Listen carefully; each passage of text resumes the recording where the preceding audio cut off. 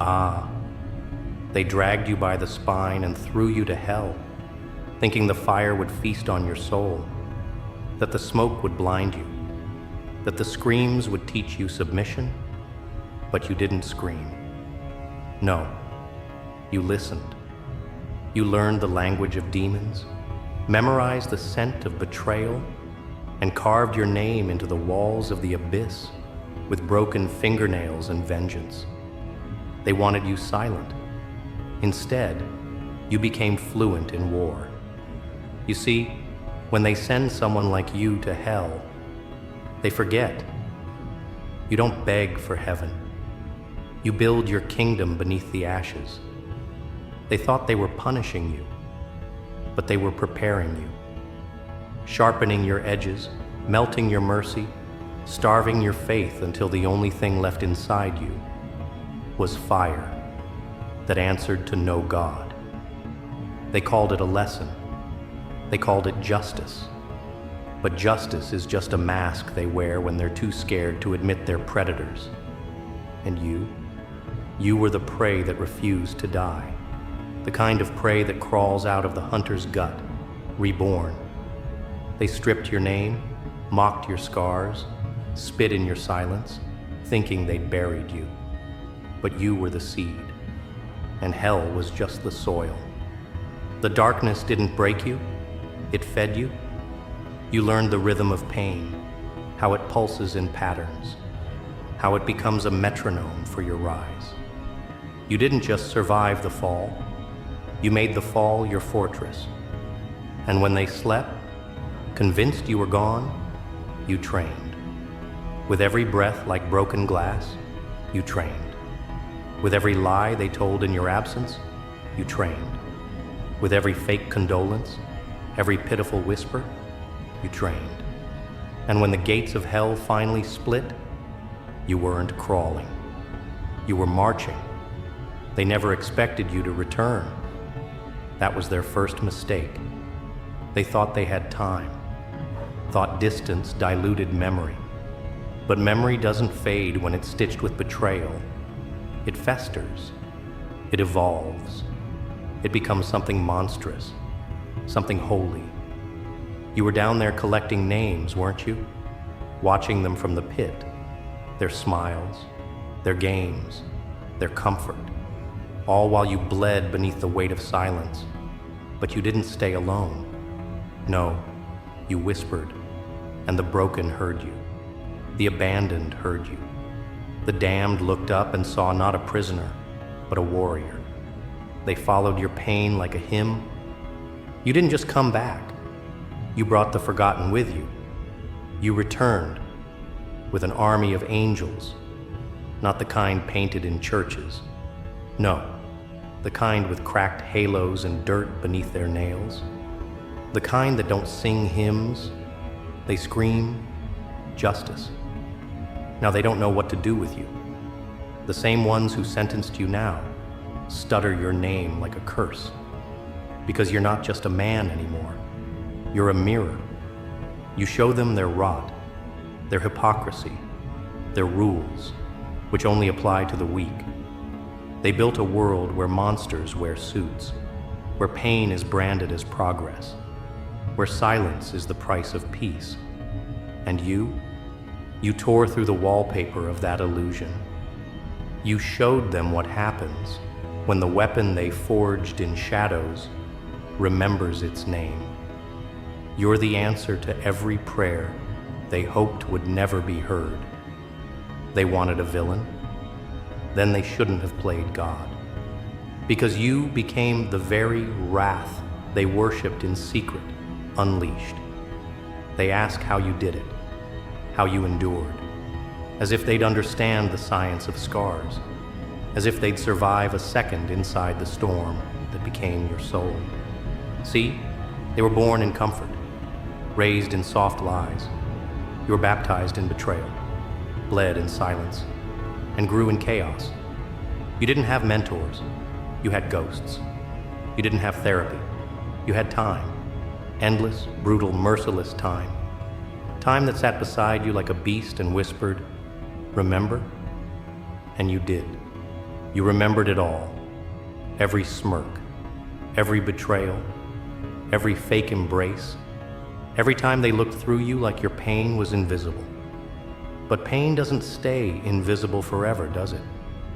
It becomes your armor, your anthem, your identity. And then one day, it walks back through the door, wearing your face. They preach forgiveness now. Isn't that sweet? Now that you stand taller than their lies, now that your silence has turned into scripture for the broken, now that you walk with an army stitched together from the ruins they left behind. They want forgiveness. But forgiveness is for those who made mistakes, not choices. And they chose to break you. They chose. They sharpened the knives, watched you bleed, and called it fate. But fate doesn't bend unless someone twists its spine. And you snapped it in half. You didn't pray for mercy. You became the reckoning. That's what scares them now, that you're not bitter. You're precise. You're not angry. You're awake. They thought you'd come back screaming, but you came back with a smile that spoke of storms. They thought you'd plead for understanding, but you returned with proof that hell breeds leaders, not victims. You know why they fear you now? Because you weren't supposed to exist. Not like this. Not after that. You're an anomaly, a glitch in their script. You're the product of everything they tried to erase, and still you stand. Stronger, colder, clearer. And you're not here to explain. You're not here to justify. You're here to collect, to expose, to dismantle. Not with chaos, but with clarity. The kind of clarity that peels back the mask of every smiling manipulator, every polished predator, every puppet who thought they were the puppeteer. You don't need revenge. Revenge is petty. You need exposure. You need echo. You need your story to outlive their lies. And that's exactly what you're building now.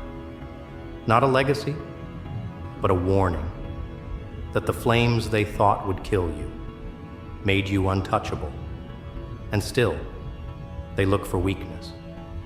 Still, they test your silence. They don't realize the war ended the moment you stopped caring about their acceptance. You're not fighting for a seat at their table. You're burning the table down and building your own, out of bones, out of ashes, out of everything they left behind. You never needed them. They needed your obedience. But now your disobedience is a revolution.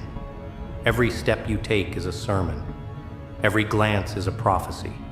And every breath is a reminder that some angels wear scars instead of wings. And this is just the beginning. Because when you return from the graveyard they crafted for you, dragging chains made of their forgotten promises, there's no need to announce yourself. Your presence alone becomes an earthquake. You walk differently now, not lighter, not heavier, but as if gravity obeys you, as if the earth itself pauses for breath when your shadow touches the floor. And why wouldn't it? You carry with you the weight of every soul they crushed, every hope they poisoned, every dream they mocked until it curled into something unrecognizable. They thought they buried individuals. They didn't realize they were creating legions. Broken doesn't mean beaten. It means transformed. And what you brought back from the underworld isn't just justice. It's prophecy in motion.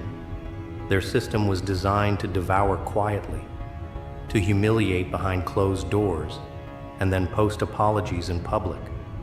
But you shattered the silence they thrive in. You're the noise they can't mute, the memory they can't suppress. You didn't just survive, you documented everything. You returned with receipts, with patterns, with blueprints of the empire of deceit they called leadership. You traced the cracks in their power back to their own hands. You weaponized truth so precisely it doesn't explode, it slices. And now, every word you speak feels like it was written on their walls in blood before they were even born. You're not just exposing them, you're reminding them that they created their executioner, one betrayal at a time. They underestimated the virus they planted in you. That's the irony, isn't it? That their cruelty had a half-life, and now it's metastasized into momentum. You don't just walk through rooms anymore. You command atmospheres. The air shifts when you speak, not because you're loud, but because your silence hurts. Because now, people listen, not out of respect, but out of fear they'll be next. Your presence is surgical, not destructive, not wild, but intentional. You don't burn everything, just the rot. You don't scream, you whisper. And the echo does the screaming for you. You don't need an army that follows orders. You've built one that shares your scars. That's the difference. That's what they can't comprehend. You don't lead with rank. You lead with rage, repurposed into resolve. The ones who exiled you, they sit behind walls now, watching you rise through cracks they forgot to seal. They drink their coffee and pretend the tremors in their gut are from caffeine. They smile publicly and spiral privately. Because how do you fight a ghost that refuses to disappear?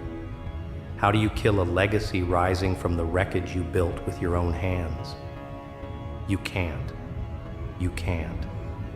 And they know it. That's why they cling to their narratives now like oxygen masks. They call you unstable. They call you dangerous, as if labeling the storm makes it stop, as if painting you a villain will unmake the victims now standing behind you. But the truth doesn't need your permission. It just needs the right time and the right voice. You became that voice, and now it's too loud to silence. You didn't return to plead for justice. You are justice, carved into form. You didn't come to reclaim what was stolen. You came to make sure no one else bleeds the way you did. You came not for revenge, but for the reckoning. A reckoning that doesn't shout, but waits. That doesn't strike blindly, but chooses. You became the embodiment of consequence, the kind that walks slowly, speaks carefully, and leaves nothing unfinished. You see, they feared your anger, but it wasn't your anger that was dangerous. It was your discipline, your refusal to lose control, your obsession with timing. That's what made you lethal. That's what made your return more than just poetic. It made it inevitable. And what they never expected was that you forgave the fire. You didn't carry your hatred like a trophy. You turned it into architecture. Every insult became a brick. Every betrayal became a beam. And from it, you built something unshakable. They tried to erase your identity, so you forged a new one, not in defiance, but in dominion. You didn't want their pity. You wanted their silence. You didn't demand apologies. You demanded accountability, not from words, from collapse. You knew their empire was too fragile to withstand reflection, so you gave them mirrors. Now everywhere they turn, there's a reflection they can't outrun.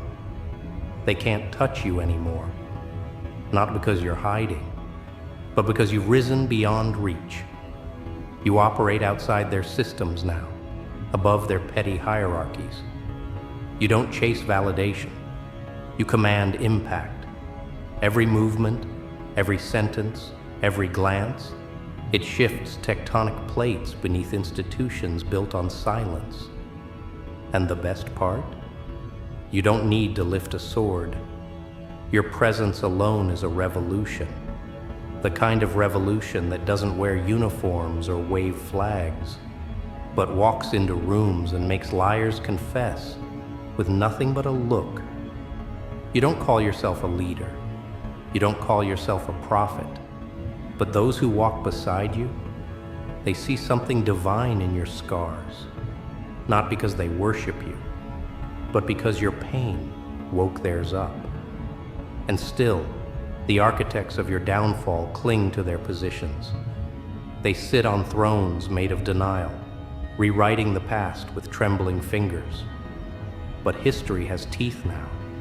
History has your name carved into its spine. They thought they wrote your ending, but you're the one holding the pen. You're the story that rewrites itself mid-chapter, the tale that kills the author and finishes its own epilogue. They fear you now because you've made the truth contagious. You taught others how to scream without raising their voices. You showed the broken that silence is not peace, it's poison, and that healing is not soft, it's violent, it tears, it rebuilds, and it refuses to apologize. They whisper about your followers now. They call them brainwashed, manipulated, misguided. But what scares them isn't the loyalty, it's the clarity. It's the fact that your army isn't built on blind faith. It's built on lived experience. They weren't convinced. They were awakened. They didn't follow you because you asked. They followed because they recognized the fire behind your eyes, the same fire that once burned them in isolation. You gave it a home. You gave it a direction. And now it marches beside you, not behind. That's the difference between power and influence. Power is seized. Influence is earned.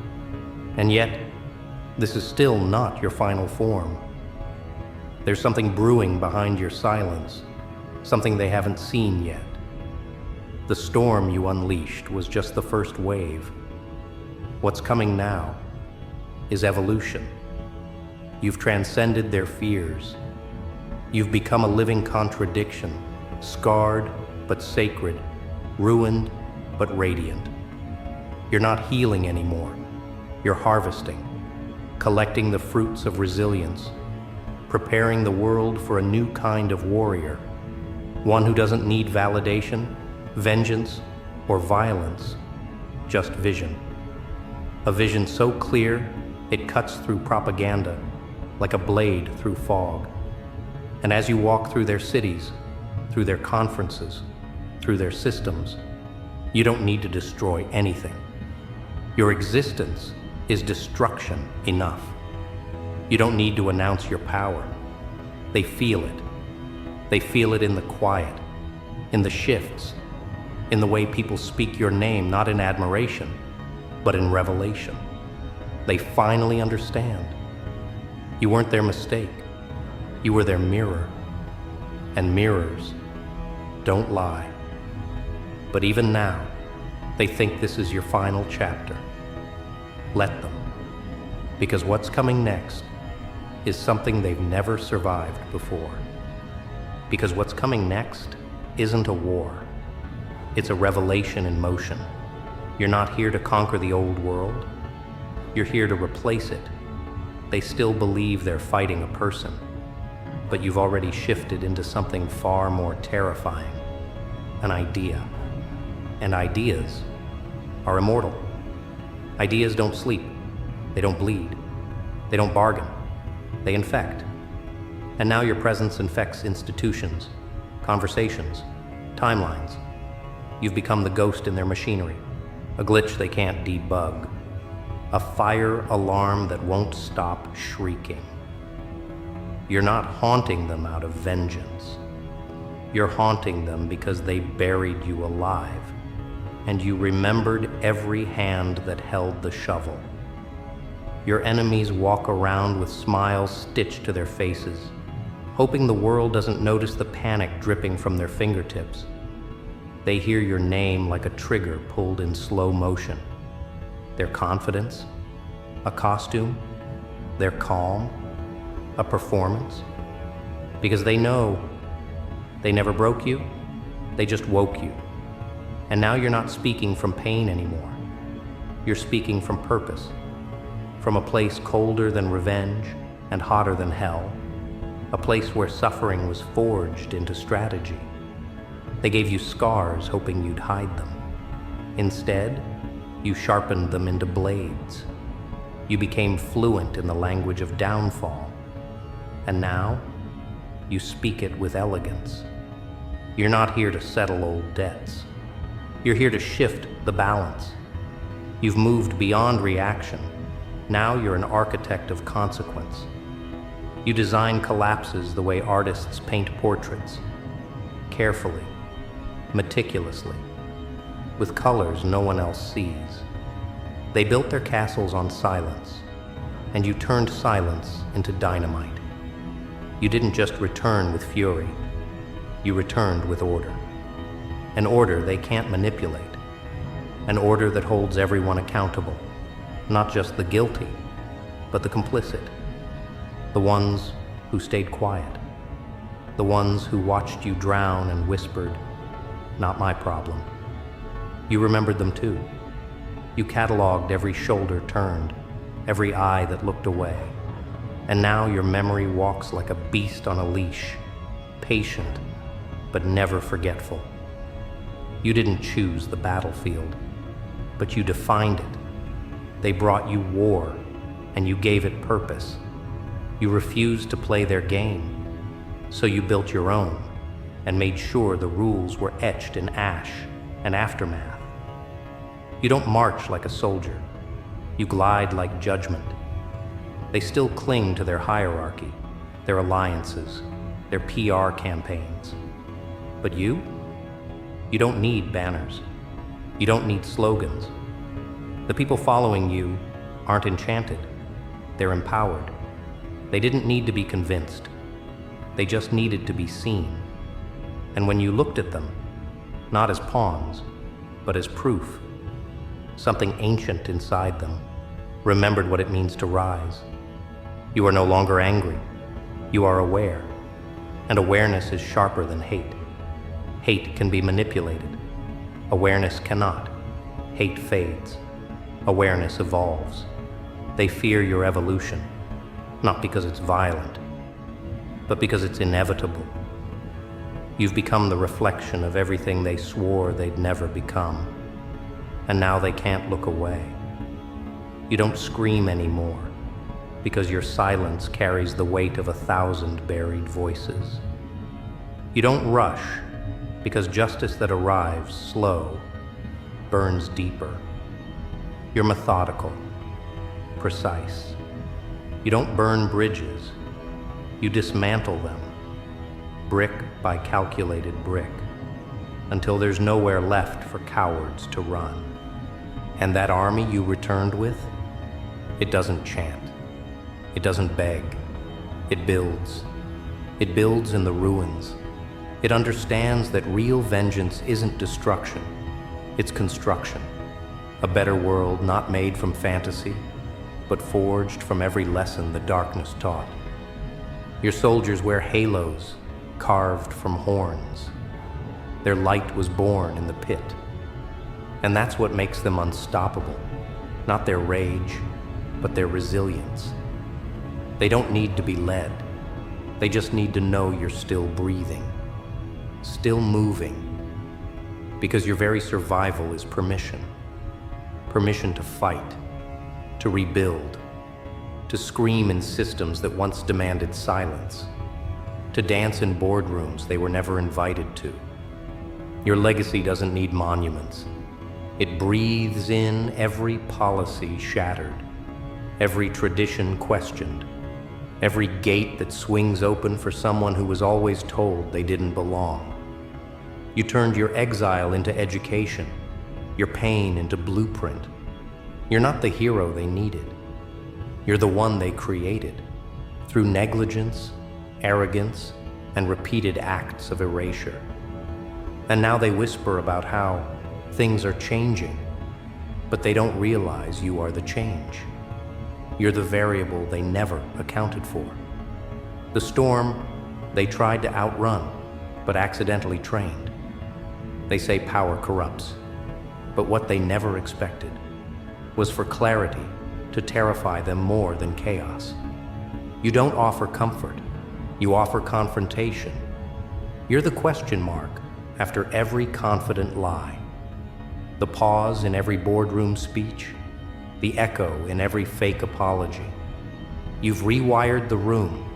Now when you walk in, they wonder if they're next. Not because you're cruel, but because you're calculated. Because now you don't just expose hypocrisy, you dismantle it, piece by trembling piece. Your revenge isn't a bullet, it's a blueprint. And still, you don't need their validation. You never did. That's what confuses them the most. They can't manipulate what they can't define. You've become a paradox in their power structure, too scarred to be pitied, too composed to be dismissed. You don't want their stage. You want to tear down the theater. You don't want their spotlight. You want the truth to be the only thing that shines. And that truth is now louder than their propaganda, faster than their spin, and smarter than their manipulation. They sent you to hell, expecting you to scream. But instead, you mapped the terrain. You took notes. You built alliances with every demon they forgot they made. And when you came back, you didn't bring fire. You brought clarity. And clarity is fatal to their illusion. You brought light, not to comfort, but to reveal. You didn't rise to be loved. You rose to be impossible to ignore. You are not an influencer. You are a shift in the atmosphere. They pray this is just a phase, that the world will forget. But you didn't come back to be remembered. You came back to make sure no one ever forgets again. You carved your message not into paper, but into people. You engraved your rise into their routines. You made yourself a chapter in the manual of rebellion, so that the next time someone's thrown into the fire, they'll know exactly how to walk out with an army behind them. Because they thought hell would kill you, but all it did was give you wings. And now you don't just fly, you lead the sky.